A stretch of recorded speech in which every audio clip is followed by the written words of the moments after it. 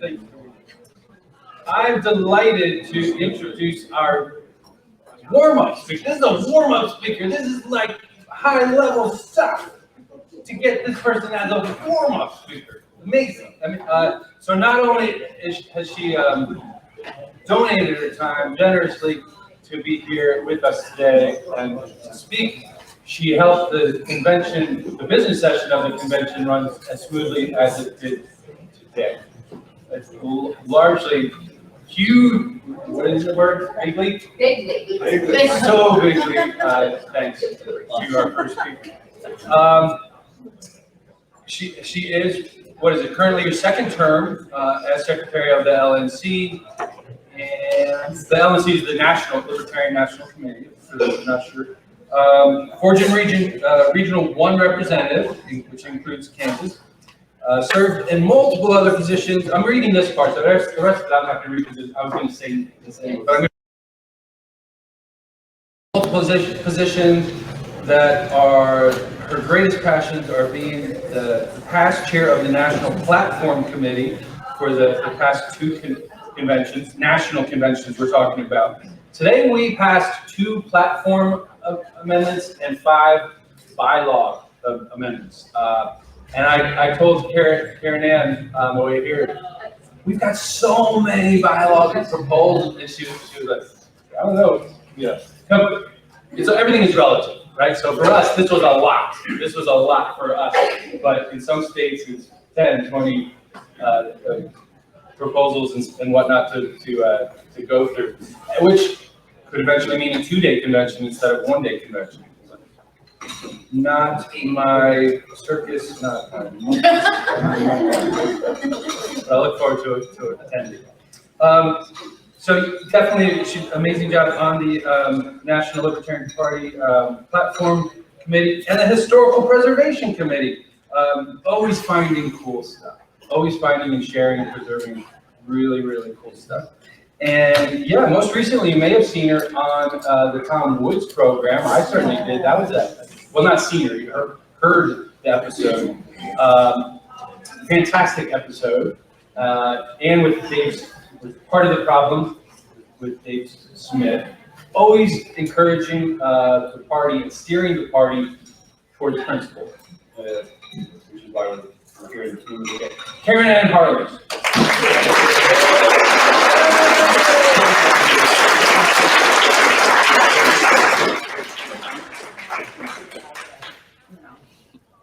Booming as the new chair. He's very booming. He's is it on? Is it on? It is, but it's low. Oh, okay. Well, that's fine. Well, we shall see. And I always have a little bit of notes. You guys are my guinea pigs because I've never given this particular talk before, though pieces of it somewhere. So it's either going to go very well or very badly. But that's not unusual. I wrote it today. I used to be a very fearful public speaker.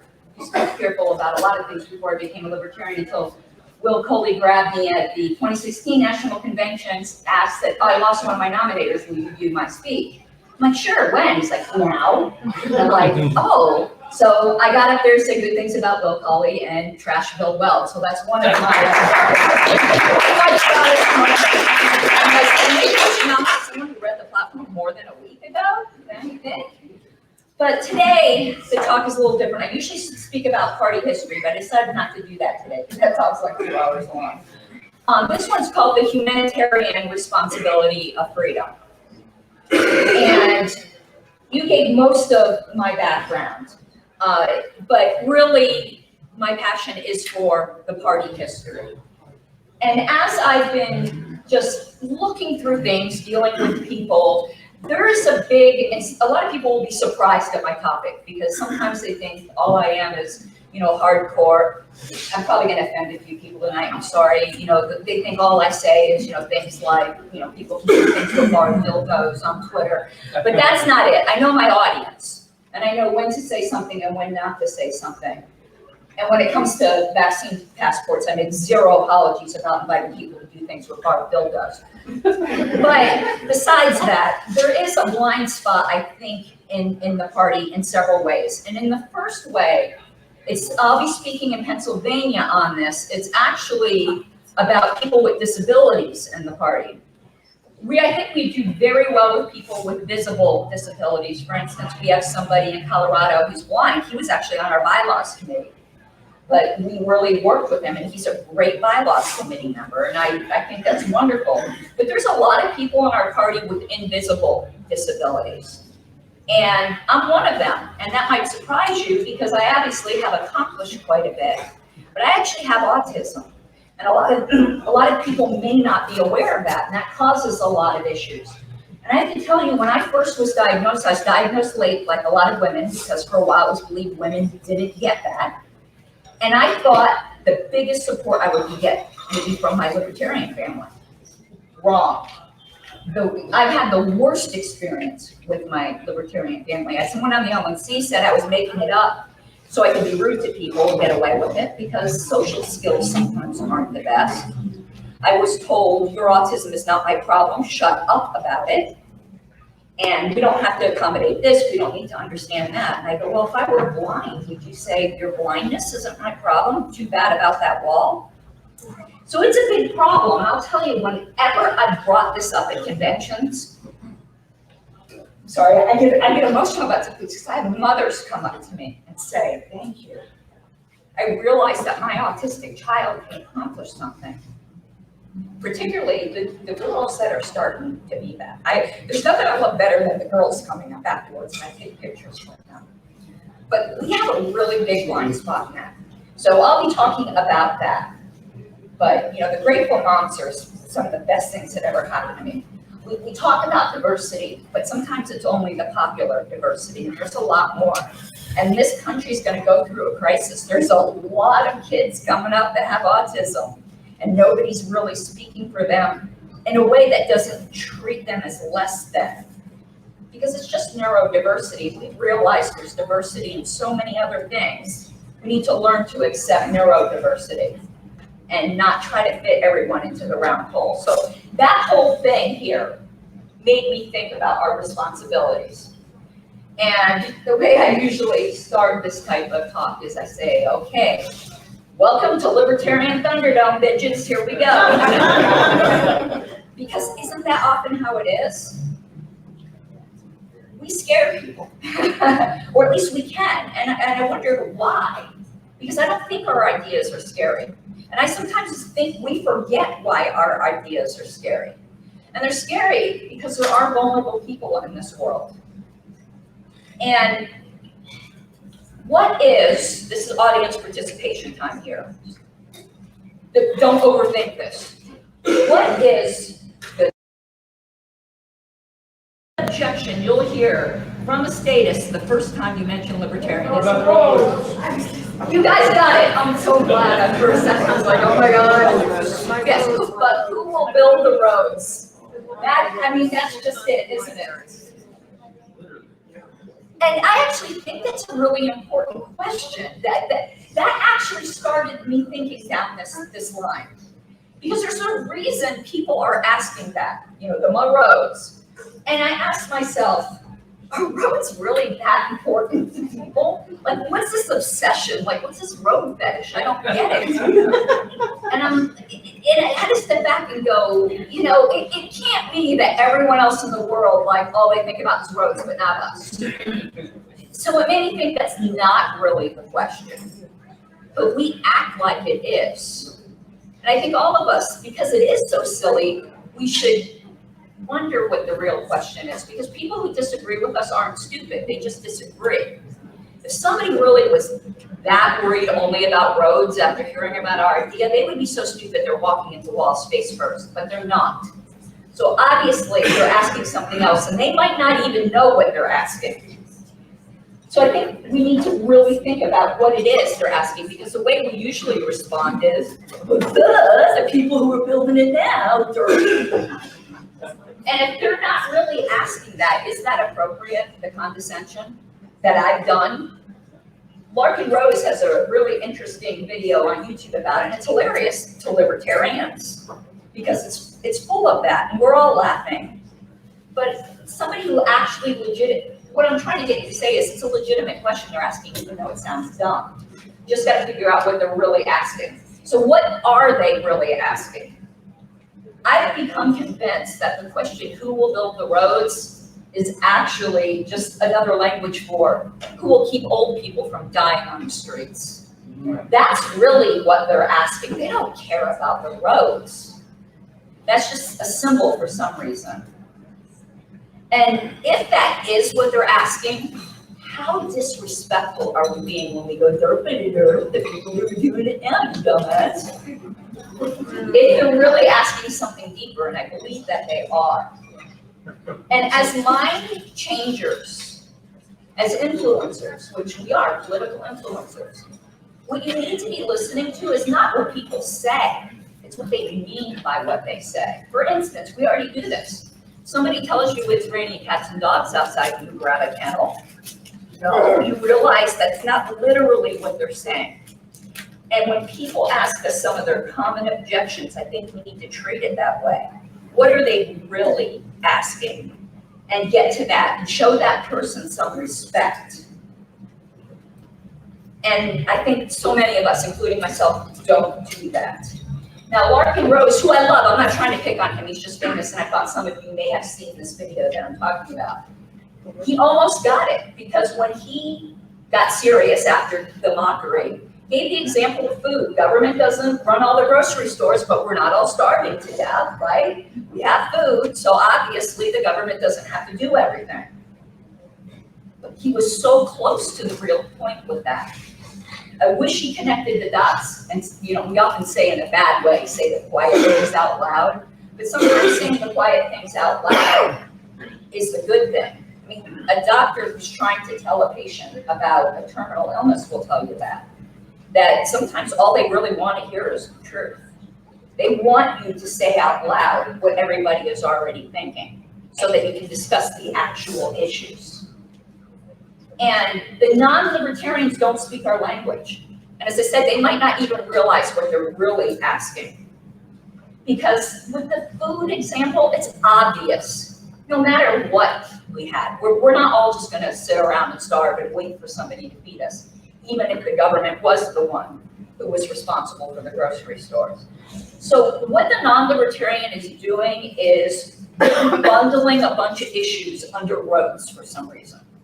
It's a kind of, there's a term called synecdoche, I think that's how you pronounce it, which is a part for the whole. When you say, I know the sports team, you guys aren't the Broncos here, but when you say Denver won the Super Bowl, you don't really mean the whole state of Denver. You meant a little part of it, that's a football team.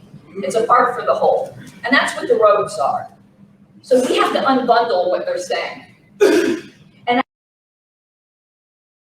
was who will keep the old people from starving in the streets? Because it's not even who, it's why. Why would anyone keep the old people from starving in the streets without being forced to? That is really what they're asking. The reason why we will always have food, because we all need it. It serves our own interest. So it's not even the who, it's the why. So why would the vulnerable be cared for if there was no compulsion for us to do it? That is actually what people are asking when they ask, but who will build the roads? And saying the market provides is usually referring to a mutually beneficial exchange. You value my money more than you value the widget that I value less than my money. In exchange, we both walk away with something. We both walk away richer in some way. But charity isn't like that. I mean, you might say you get some kind of self-satisfaction, but some people don't. And even if you do, you're really not supposed to admit that. But it isn't that kind of exchange, or at least it's not obviously that kind of exchange, except perhaps to some really religious people. And I'm not saying only religious people are charitable, but I'm a religious person and the guilt is real. I was raised Catholic, so the guilt is real. And I think we tend to pretend like Libertarian Thunderdome isn't a possibility, or Libertarian dystopia isn't a possibility. That boom, you sprinkle the fairy dust liberty everywhere, all of a sudden, there'll be puppies in baskets. And I submit to you that libertarian dystopia is possible. It's really possible. If you step back and think about it, just go to some Facebook groups. You don't have to go too far to realize how possible it is. So, and also, you can be somebody like me. I hope I don't, I'm really into philosophy. So I'm what they call a hard deontologist, which means do what is right though the sky may fall. You know, no matter what the consequences, it's a very strict ethical-based worldview. And simply repeating to somebody, yeah, you're right, old people might starve in the streets, but that still doesn't give you the right to rob me. That's true, but that's a really hard sell. It's true. I'd still believe it, but I probably wouldn't be so eager to promote it if I thought that was the inevitable result. So we need to learn how to sell it in a different way. You know, I'm not asking anyone to compromise the principle that it's still, because that is the fact. Nobody has the right to force you, even if their grandma's gonna force you. You don't want to be an asshole. You know, if you really just had that attitude, you're a jerk. I mean, you could be a libertarian jerk. We all know a lot of them. And here's another thing. We love to go on about the non-aggression principle. I freaking love the non-aggression principle. But you know, most people who don't hold to it don't see themselves as aggressors. The Democrats and Republicans don't see themselves as aggressors. They don't get it when we say that. And they certainly don't think taking money to feed old and poor people is aggression. They certainly don't see that. They might understand the bully beating up, you know, the fat kid or something in class is aggression, but they don't think taking care of poor people is aggression. How in the world could that be? And we've got to understand that from their point of view, that to simply say it's aggression, they don't see it. They think you're nuts.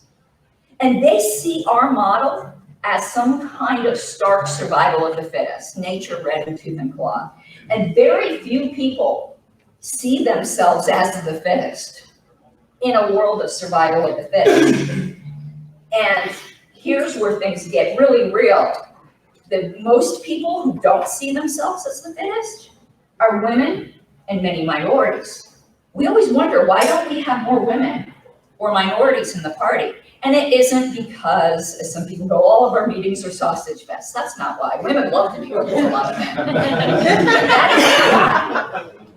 They don't understand where they would be in our society. Up until very recently, women were very vulnerable. You know, being pregnant, raising children, not being necessarily the strongest person on the block. So if you're proposing a world of survival of the fittest, most women aren't going to want any part of that. I'm certainly not particularly fit, and I'm a pacifist. I don't put that on anybody else. It's a religious convention. Don't come for me. You can have your guns. I'm not coming for your guns. I just don't have any myself. It's not some of this superficial stuff that we concentrate on.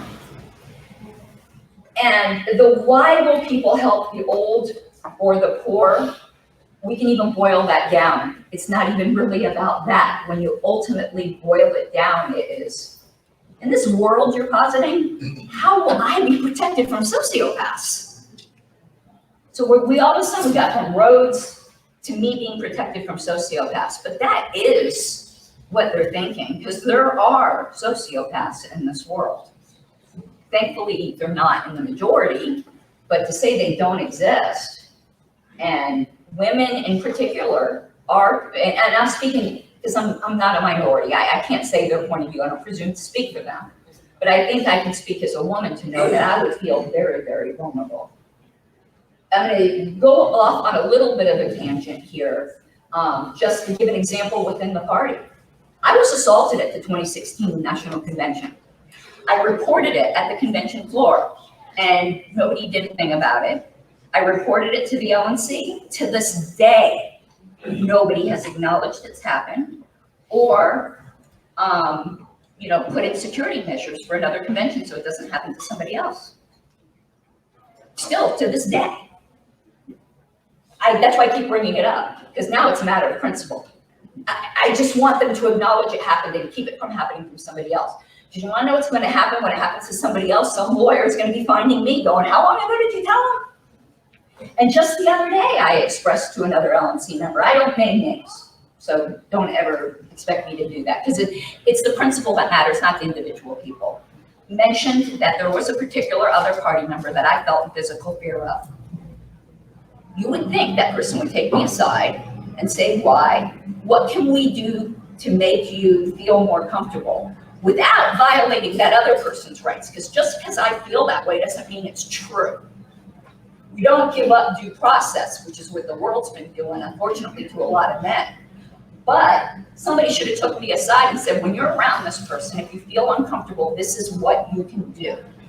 But we can't just assume this person's a threat, but we can assume your feelings are real and not ignore them. So that's just within the Libertarian Party. If you imagine a whole society like that, if that's what freedom people are doing.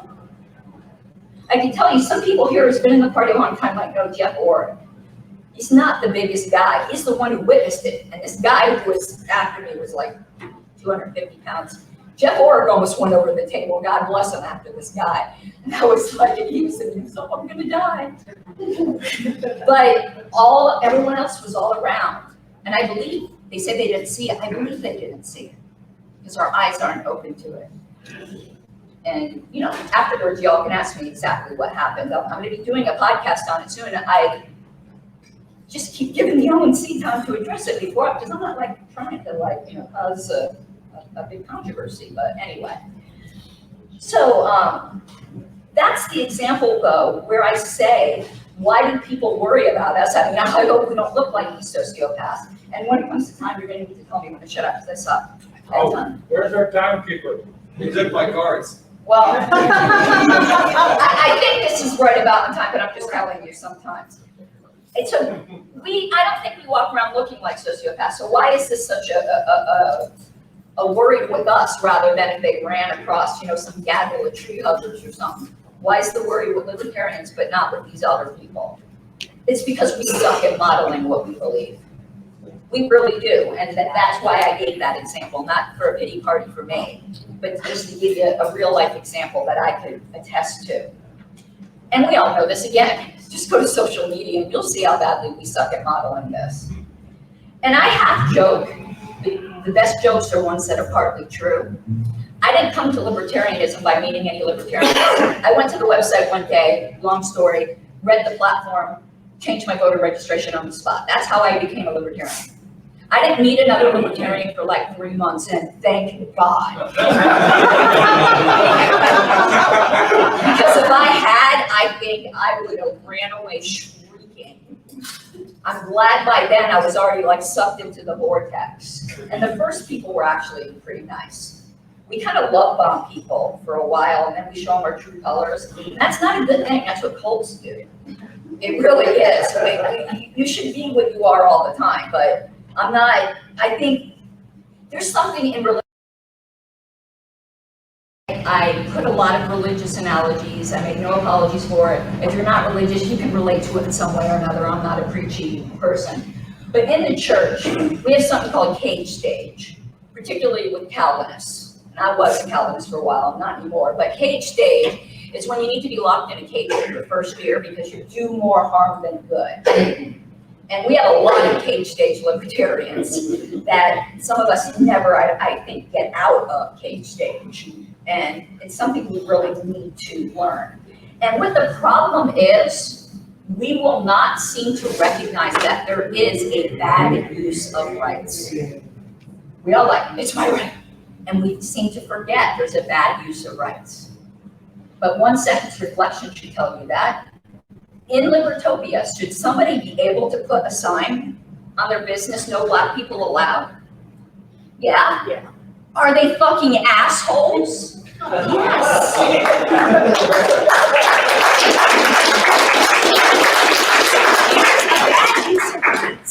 Just because somebody's exercising their right doesn't make them a saint or a hero. We can still be like the old-fashioned ACLU who defended the Westboro Baptist, for God's sakes. But I don't think they ever thought those were the most wonderful, shining examples of human beings. But we sometimes don't do that. We're reluctant to admit that there is a bad exercise of rights. We feel like we're being bad libertarians if we say that. Or like we're saying they don't have the right to do it. No, they do.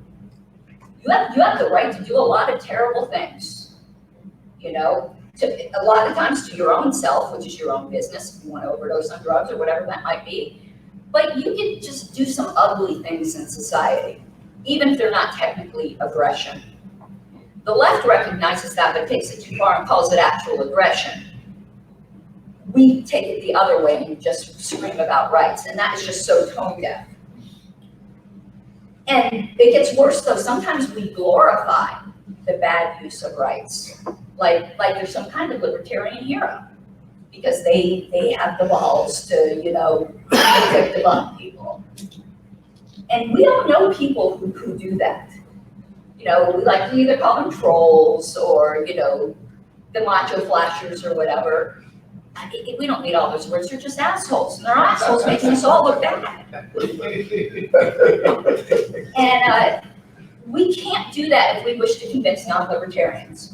I give an example that triggers some people. I think listen, the left aren't the snowflakes, sometimes we are, okay? I know, listen, I'm good friends with the Mises Caucus people, but if you're here, I'm gonna get you mad right now. I get everybody mad. They got so triggered over Joe Johnson's, it's not enough to be not racist, you must be actively anti-racist. I understand why that rubs some people the wrong way, but if you're going to be a libertarian evangelist, it's true. That is what I'm talking about. It's not enough not just to be not a dick to Black people yourself. You should be actively opposed to that if you want to convince people. I'm not saying you should do that to be a libertarian, no. You don't have to do a damn thing other than not aggress against other people. But if you want to convince anybody else, yeah, you do need to be actively against whatever bad use of rights there are. So I think getting triggered over that really was a bad look, because I don't think she was claiming you had to do that to be a libertarian.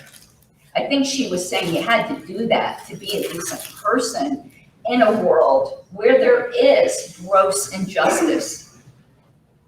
You know, people just took it too far, and I know why she did it. As a white person, I know some of us get offended because now that all white people are racist and all that. Well, just because other people are jerks to us doesn't mean you return it in kind. People are sometimes speaking from pain, and it's better to understand the pain rather than lash out. My position, don't come for me. You know, that's my opinion. I equal opportunity pisser off, I can assure you of that. And I'm going to keep on this a little bit now that I already, you know, got everyone all on edge. I want to talk about BLM for a second. I don't care what your opinion is about BLM. There is a big lesson we can learn from them. They're not a political party. They're just a social movement. They've done more for their cause than we've done in 50 years. They got we couldn't do that, not saying even if we wanted to. Again, I'm just saying, we need to learn that more. We need to realize, and some people are really going to disagree with me, and that's okay, that politics is a lagging indicator of social change that has already happened. And I firmly believe we need to be a social movement that's under the guise of a political party. We're not going to win politically until we win socially. That's just the way movements happen. And if we didn't learn that from BLM, if we didn't learn anything else, we should have learned that. We need to be world changers in that way. So when we run shitty candidates like Bill Weld, we're just confusing our message. That's why we have to run principled candidates, because they're going to cause the social change. They might not win, but their kids might. And if we had done this from the beginning 50 years ago, I'm convinced we'd have a libertarian nation today. But there's another thing I say, now I'm going to piss off other people. Our problem is sometimes as libertarians, we'd rather piss our pants than say a libertarian thing. If we think our ideas are so bad, why the hell do we have them? If you're so scared to say them. Or we practice a form of libertarian Gnosticism, where we think, we don't realize we think this, but we do when we think we can handle it, but our neighbors can't. I got to soften it for them. What, you're that much better? You can handle it, but your neighbors can't? Do you realize how arrogant that sounds? If you can handle it, your neighbors can handle it, trust me. And they need to. They need to hear actual freedom. Sometimes you need to hear the truth before you can know if you believe it. If you give them a half-truth, how are they going to know if they believe it or not? How do you know they're actually rejecting libertarianism rather than some milquetoast thing that makes no absolute sense? We should have learned that from Trump. Trump was authentic.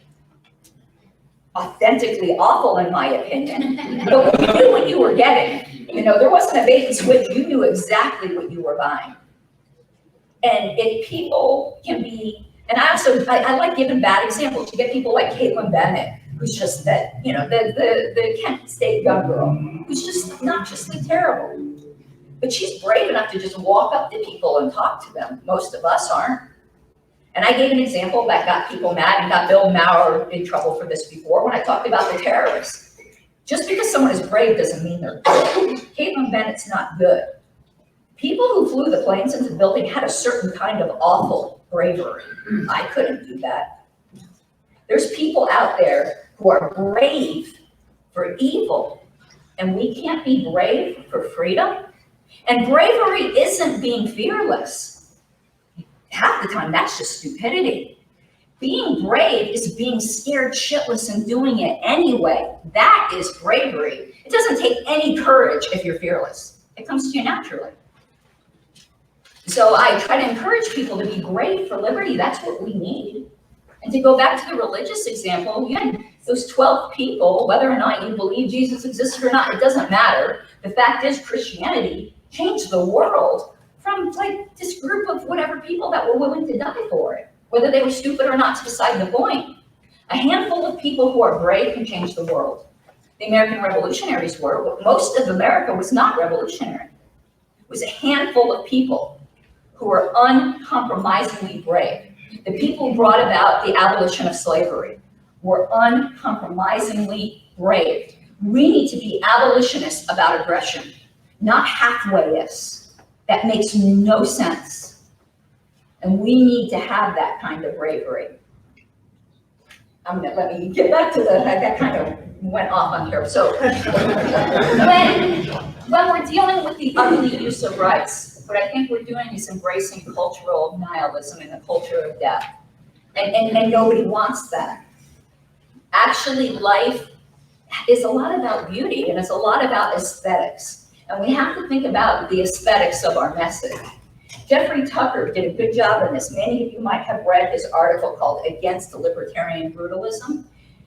I'm kind of butthurt about that article only because I happen to like brutalist architecture, because brutalist is from French meaning raw, not meaning brutal, like beat the crap out of people.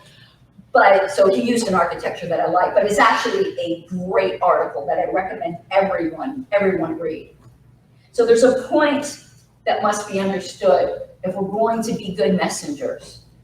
Non-aggression is a necessary condition for freedom, but it's not a flourishing. You can have a completely non-aggressive society and it could be hell. So we need to stop acting like non-aggression is a complete moral system in and of itself. It's not, it's a portion of a moral system. And the world, when they hear us talk, they think we're giving them a complete moral system, when actually we're just talking about a narrow slice of it, of justice. Justice without mercy is scary. You know, you don't want justice without mercy, or as my pastor used to say, sin on somebody else looks like it needs judgment. Sin on me looks like it needs mercy. We need to remember that. So we need more than just bare naked justice, because humanity is more than that. We need beauty in our message. We need aesthetics. And one way I think this works out through, and here's also where the left is getting it wrong with their cancel culture and stuff, where somebody said something as a 14-year-old and all of a sudden they might as well just go jump off a cliff because they can never have a job again. But there is nothing wrong with accountability, but we need compassionate accountability that always has a path to redemption. That is beautiful, and that is human. And we often don't do that well. With some of the crap that's going around with some of this infighting where everyone's calling this one racist and that, we're just as bad. Yeah, somebody might have said something bad once. There was a guy who said to me, I go, I bet I could dig up stuff on you. He's like, no, you never could. He had this long hair. I go, well, I guess I guess you are. Jesus not only just look like him. All of us have skeletons in our closet that someone can dig up on. So we need to start having some grace, more grace with people, and be eager to think bad. I mean, good, rather than being eager to think bad. Sorry about that. We need to be more cosmopolitan. But the fact is, libertarian brutalism is libertarian. I'm not saying they're not. But we, if we want to be effective, need to be more than that. I don't want to live in that world, and I would hope no one here would want to live in that world. And I think, though, because a lot of us haven't absorbed that, we're not yet ready until we do for liberty. I think we're on the precipice of it. But we need to go over that edge. We need to go from ideology into praxology. We're really obsessed with ideology and not enough with praxology. And what I like to say is right now, we're like children. We're children playing at anarchy on someone else's dime. We're LARPers. All of us, I'm speaking of myself. We're LARPing because we know it isn't real. We could say all this stuff about abolish this, abolish that, because when we know we go tomorrow, we're going to turn on the lights and they're going to be on. Like, we haven't thought everything out through with compassion as to the real fears and the real problems. And I'm as hardcore as they come. So please, I'm hoping people will hear it from me where they might not hear it from somebody that they might suspect is, you know, a little closet statist or something. I'm as anarchist as they come. Okay, I got the necklace to prove it. Didn't get the tattoo, but I did get the necklace. So when I say we're LARPing, it's because I think sometimes we don't face actual personal responsibility. We bask in this juvenile idea, this stunted idea of liberty. So I'm going to say something that's apropos, and it is a quote from the Bible. Please don't get offended. My view on religious texts is I love them all. The reason religions have gone big is because there's wisdom in it. And everyone can get that wisdom, whether they believe in God, don't believe in God, believe in this God, but that, no, I don't care. And this is from the Apostle Paul, and he said, when I was a child, I spoke as a child, I understood as a child, and I thought as a child. But when I became a man, I put away childish things. For now we see in a mirror darkly, but then we will see face to face. Now I know in part, but then I shall know even as I am now known. So abide in faith, hope, and charity, but the greatest of all of these is charity. So I have to ask, as libertarians, are we ready to put away childish things and become men, full men, functioning men, full of humanity and not just dark ideology? So I do think we can be stalwart individuals and still recognize in a very real way we are our brother's keeper. Humans are social animals, and if we pretend otherwise, we're fooling ourselves and we're going against our very close. But what I close with, again, this should apply to everybody. It's another religious thing. But there's a very beautiful prayer from the prayer of, it's called the Prayer of St. Francis. I'm not going to read the whole thing, just the first line, where the saint prays, make me a channel of your peace. Where there is hatred, let me bring love. That needs to be us. If we're going to bring this message of liberty, you don't have to, and you'll still be a libertarian. But the world's going to be much, much worse for our children and our children's children. So we need to learn how to be principled, but also be decent human beings that talk to people with respect for their actual concerns. Thank you.